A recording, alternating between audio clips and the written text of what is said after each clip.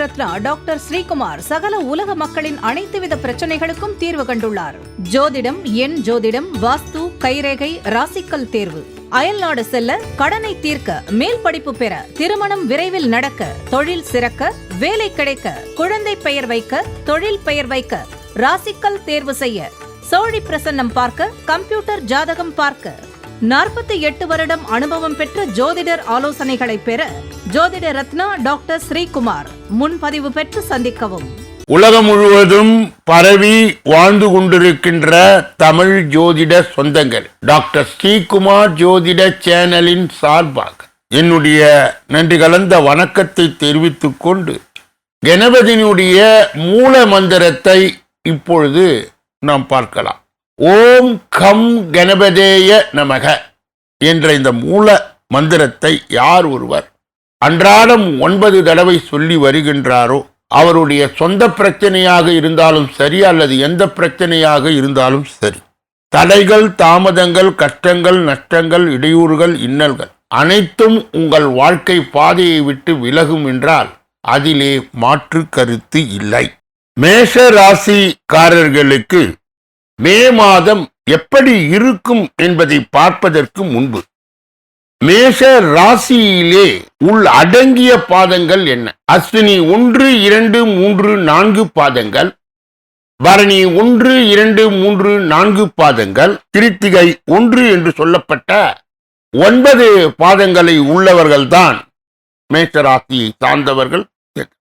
இவர்களுடைய குணநலன்கள் எப்படி? கோபம் இருக்கும் இடத்தில் குணம் இருக்கும், நல்ல குணம் இருக்கும் இடத்திலே நல்லதொரு சாதனை இருக்கும். எதிலும் முதன்மையாக இருக்க வேண்டிய இருக்கும் என்று நினைக்கின்ற மேஷராசி அன்பர்களுக்கு பெரிய பலமே அவர்களுடைய விடாமுயற்சியாகும். ரோதனை, சோதனை, வேதனை என்பதை கடந்து சாதனை செய்யக்கூடியவர்.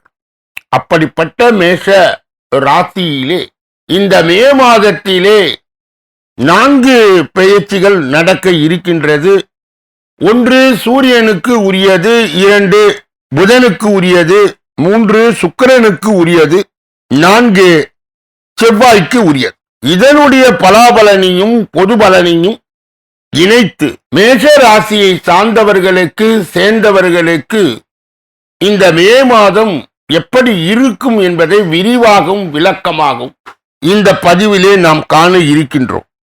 மேஷ ராசியை சார்ந்தவர்களுக்கு இந்த மே மாதத்திலே நடக்க இருக்கின்ற பலன்கள். பொருளாதாரத்தில் கெட்டிக்காரர்களான மேஷராசி அன்பர்கள், இந்த மாதம் உங்கள் பிடிவாதத்தை விட்டுவிட்டு சற்று இறங்குவார். உங்களுக்கு நல்ல பெயர் கிடைக்கும். வாகனம், இயந்திரங்கள், நீர்நிலையில் கவனம் தேவை.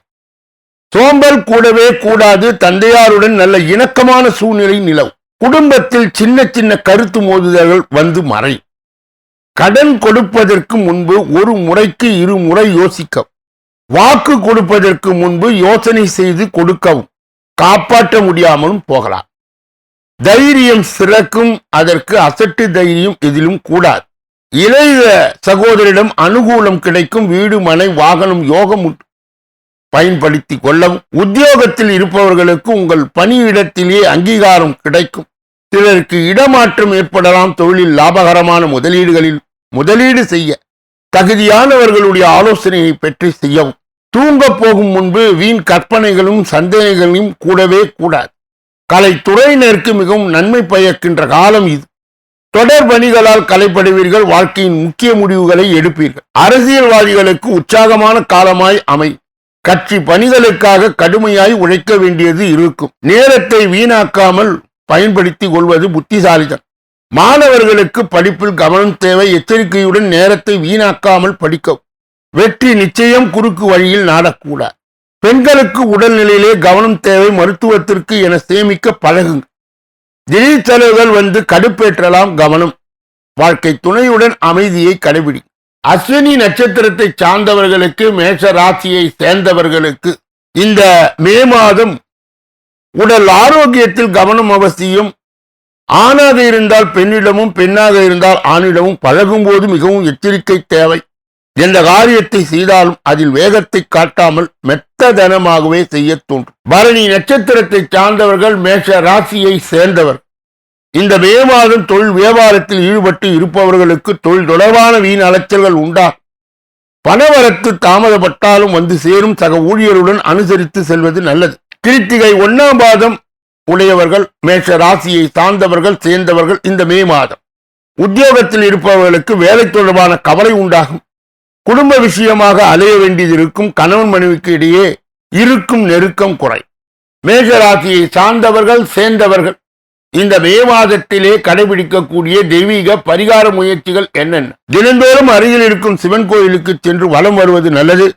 அதிர்ஷ்ட கிழமைகள் திங்கள், வெள்ளி, சந்திராஷ்டம தினங்கள் மே 3, 4, 5, 31 ஆகும். அதிர்ஷ்ட தினங்கள் மே 19, 20 ஆகும்.